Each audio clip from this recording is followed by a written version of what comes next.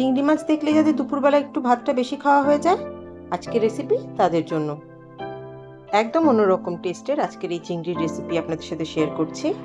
প্রতিবারের মতোই যদি আমার ভিডিও আপনাদের ভালো লাগে তাহলে প্লিজ একটা লাইক করবেন আর সাবস্ক্রাইব করবেন আমার চ্যানেল।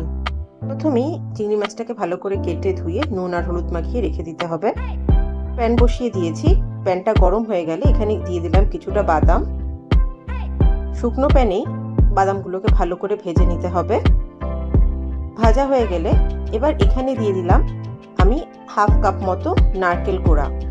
নারকেল দিয়ে বাদাম আর নারকেল একসাথে ভালো করে শুকনো প্যানে ভেজে নিতে হবে।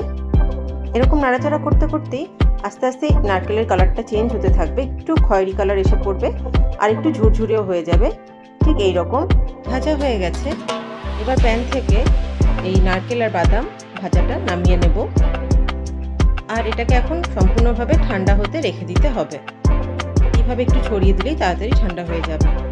এবার এখানে নিয়ে নিচ্ছি একটা ছোট সাইজের পেঁয়াজ, আর পেঁয়াজটাকে এভাবে মোটা মোটা করে রাফলি চপ করে নিতে হবে। আর এর সঙ্গেই নিয়ে নিয়েছি কয়েকটা রসুনের কোয়া আর কাঁচা লঙ্কা। নিয়ে নিয়েছি একটা টমেটো, আর টমেটোটাকেও ছোট ছোট পিস করে কেটে নিতে হবে। এবার ওই সেম প্যান আবার বসিয়ে এর মধ্যে দিয়ে দেব সামান্য একটু তেল। এবার এই তেলে কেটে রাখা পেঁয়াজ, রসুনের কোয়া আর কাঁচা লঙ্কা দিয়ে এগুলোকে একটু ভালো করে ভেজে নিতে হবে। খুব বেশি ভাজবো না, যখন পেঁয়াজ আর রসুনের গায়ে হালকা হালকা দাগ আসতে শুরু করবে এই রকম, ব্যাস হয়ে গেছে ভাজা। এবার এগুলোকে আমি একটা বলে নামিয়ে নেব। বাদাম আর নারকেলের মিক্সচারটা এতক্ষণে ঠান্ডা হয়ে গেছে। এবার একটা মিক্সার গ্রাইন্ডার নিয়ে একসাথে গুঁড়ো করে নিতে হবে।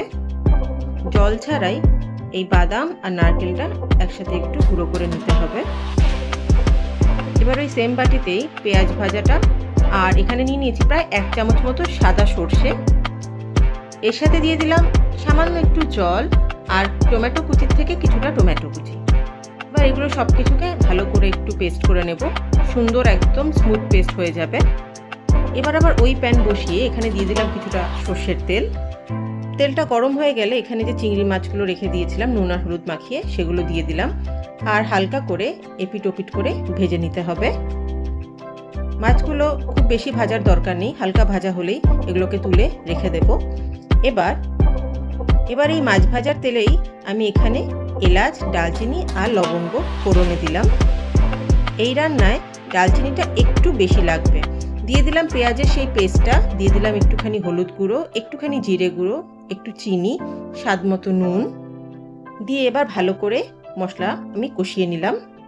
মশলার বাটি ধোয়া জল একটু দিয়ে দিতে হবে। দিয়ে এবার ভালো করে নাড়াচাড়া করে এই ঝোলটা একটু ফুটতে দিতে হবে। যখন মোটামুটি একটু ফুটে উঠবে এর মধ্যেই আমি দিয়ে দেব বাকি যে কুচিয়ে রাখা টমেটোটা ছিল সেই টমেটোটা, আর দিয়ে দেব যে বাদাম আর নারকেলের পাউডারটা যেটা ছিল সেটা দিয়ে এবার ভালো করে কিছুক্ষণ সময় নিয়ে লো হিটেই এটাকে একটু সময় কষতে দিতে হবে। এটা কষতে কষতে যখন এটার ওপরে তেলটা ভেসে উঠবে দিয়ে দিতে হবে পরিমাণ মতো জল। আর এর সঙ্গেই আমি চিংড়ি মাছগুলোকেও এখানে দিয়ে দিলাম।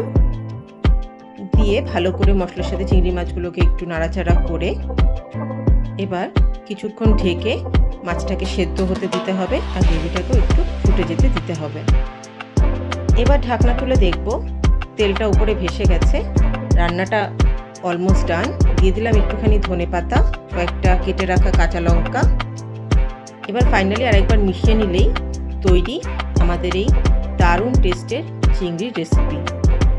নারকেল আর বাদামের আজকের এই চিংড়ি রেসিপি সত্যি খুব টেস্টি হয় খেতে। একবার অবশ্যই বাড়িতে বানিয়ে খাবেন আর কমেন্ট করে জানাবেন কেমন লাগলো। Thank you, tata.